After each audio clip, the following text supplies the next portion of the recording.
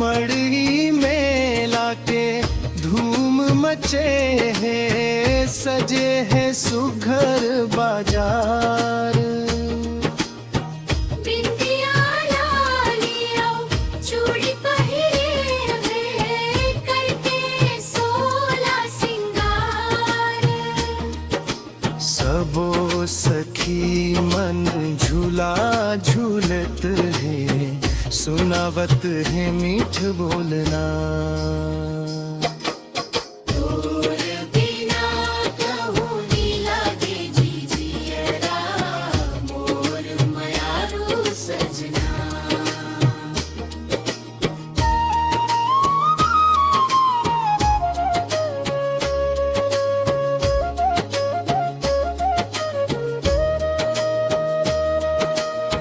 झन जावे तू परदेस कमाए, हे हमर किसारी। माया के डोरी माँ बंधे रही, वो लिख बो नवा